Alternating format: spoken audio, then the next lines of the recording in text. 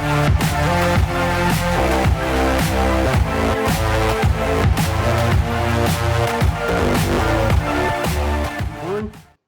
and welcome back to the MCR. My name is Mac, and with me this morning are Thirsty and my longtime co-host, TJ. And what we're going to talk about this morning, gentlemen, is top problems facing Americans today. And these things could be election issues if we didn't have such a corrupt mainstream media. And we'll kick it off with a group I'll call Crime and Justice. As you know, crime is rampant in this country. You get every weekend in Chicago, it's like a shooting gallery. I mean, you have bigger numbers coming out of there of people shot than you did Kandahar. I mean, it's ridiculous. Thirsty? Well, we actually were just having a pre-video little chat, and yeah, and even like TJ had brought up in a previous segment that these things are only happening in certain segments of the United States, and the majority of it, I actually was doing show prep yesterday. The majority of these things happening are in 17 states of the United States that are all blue. Yeah. So it goes to question on who and why is this happening? Is this being done because of control? Is it being done because you cause a problem so you can come up with a solution? You cause the problem, but yet you already got the solution in the back, in your back pocket, so you look like the hero. Yeah, I've worked for people who did exactly that, and then TJ did too. Oh, yeah. Create a crisis, solve it, look like you're the hero. Yeah, it reminds me of an old Star Trek episode where Scotty even said, "Yeah, you tell them it takes more time and solve it in less time. That way, you look like the miracle worker." Right. TJ? I pretty much agree with that assessment. Either that or I listen to Dan Bongino a lot, and he likes to reference Thomas Sowell, who is kind of saying the same thing here. He calls it starting the story midstream. In other words, they reference a problem, then a solution, as opposed to a solution to prevent the problem from even existing. And right. That's just their modus operandi, as I like to say. Okay, let's move on to the next one. I have listed the economy. I mean, I'm still paying $3.69 a gallon for gas. I use Speedway where they give you 11 cents off, but that's getting put somewhere else now that they're owned by 7-Eleven, especially. I mean, your big gulp goes up, right? Make up for the 11 cents of gas you didn't spend. But you go to the store, and I live in an area where I have to go 15, 18 miles to a Walmart, and there's not a hell of a lot around anywhere that's closer. So that's where we go. And I go in there last week, and I spent 3 bags. I didn't get anything major, and it was $53. I just spent $130 yesterday, and I was able to walk in one-handed with everything that I bought. Well, you mentioned the price of things and whatnot, and how much does it have to be for it to be too much for people to come to their senses? And I just ask myself, why do people put up with it? How is it they're not more upset at filling up your car or getting a bag?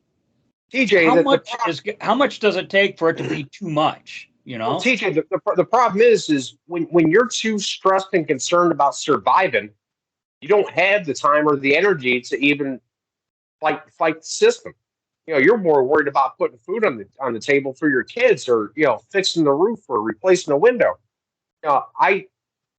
I fought my entire life just to even get up to where I think is a livable wage, and every time I get there, everything else goes up.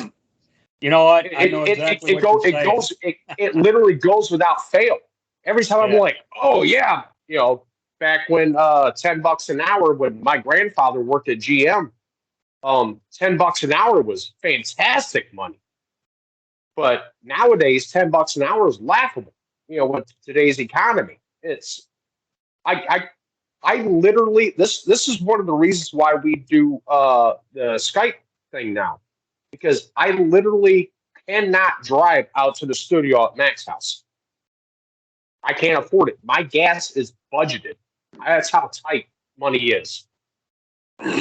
Okay, well, let me move on to the next one I've come up with, which is the fact that we have a puppet government. Now, no one believes that Joe Biden is running this country. He doesn't know where he's at. He goes on papal visits and shits his pants and all kinds of stuff. He falling over sandbags. I mean, falling up and down the stairs. And I will not be surprised to hear one day that he's taken a fall and he's dead, because he's so incompetent and medically not well, I would tell you. I mean, I believe they're probably shooting him up with something to even keep him at the level that he's just above a weekend at Bernie's or a weekend at Camp David. Early on, when he first became president, we were doing a segment, and I kind of made the comment that there's a type of, the establishment has instituted a type of cruise control in operating the government.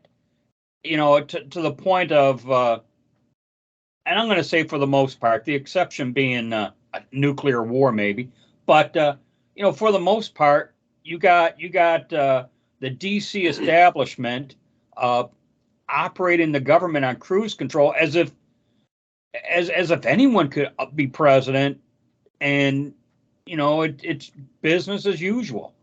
And I don't know if it's a good thing or a bad thing, given Biden's state of mind.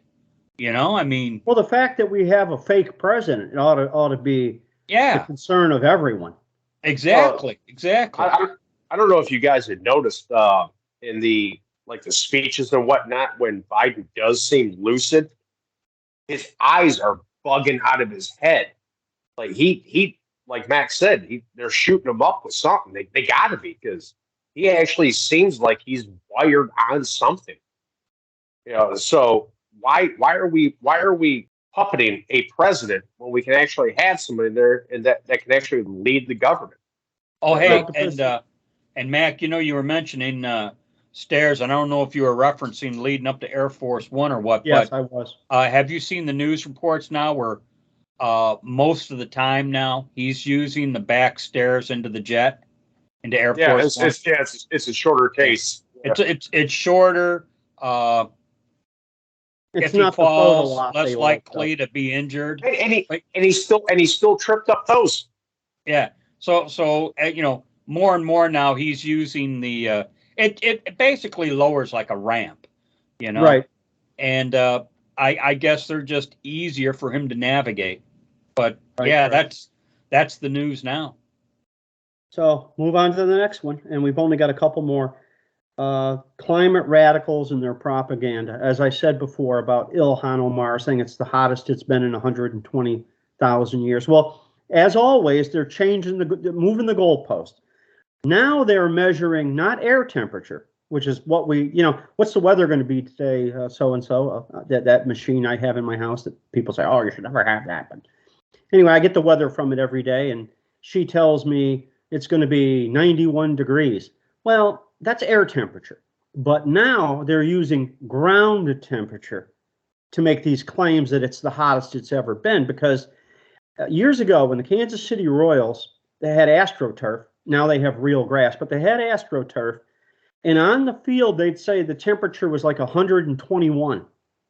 See, now they're wanting to say it's 121 rather than 92, which is, let me tell you, I've been in that ballpark, and I went in August, and it's damn hot there.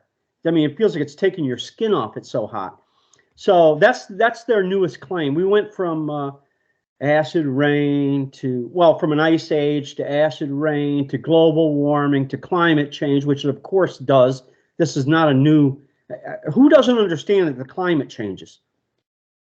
And it's based on a number of factors, like our proximity to the sun and things like that. So, Well, I just watched a model that shows CO2 emissions that swirl the atmosphere, mhm.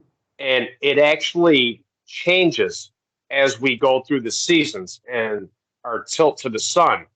You know, because like during the summer, the northern hemisphere is obviously contains most of the CO2.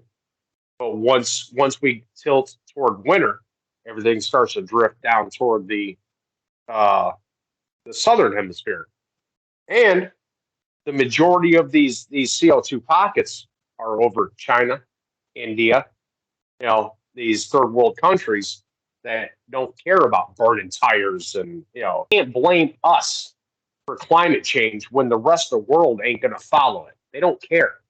Yeah. Under the whole guise or premise of climate change, first they were talking about certain types of gas stoves being, I'm going to say outlawed. If you know, now they're throwing into the mix water heaters too. I don't know if you heard about that. I did. I heard Yeah. about that. If That's you cool. have if you an older certain type of water heater, now you know this is not law. This is what. But how many times have you seen their wishful thinking become law? You know. Well, it doesn't become law, but it becomes enforced. Well, you know They're what? You're right. enforcing Yeah. rules on us that are not law. Yeah. Well, So- it's I know we've discussed it before, but it's like this push for electric vehicles. You know, these Teslas, these electric vehicles. Did you know that just in order to even break even for the manufacturing of an electric vehicle is 80,000 miles of an internal combustion engine on the road? Yeah, That doesn't because surprise me. yeah, it's 80,000. Once an electric vehicle hits out of the factory, it's already put the equivalent of 80,000 miles of your car on the road in CO2 emissions. So Right. you're not saving shit. Right. So I'm going to wrap it up with this last one, and it's a big one in my mind, because I think down the road we're going to see some catastrophic events happen because we have an open border.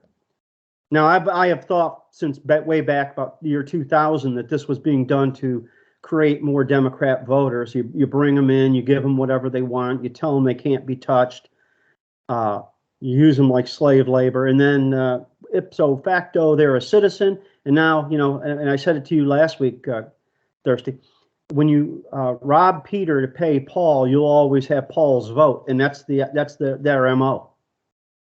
Yeah, I was about to say, you and I have discussed this on private phone calls, and there's obviously an under the door agenda to bring it in, because if you really think about it, why Mexico? I mean, there are parts of the U.S. Canadian border where, oops, I'm in Canada and you don't even know it, but yet they seem to be flooding in at particular points on the southern border through Mexico.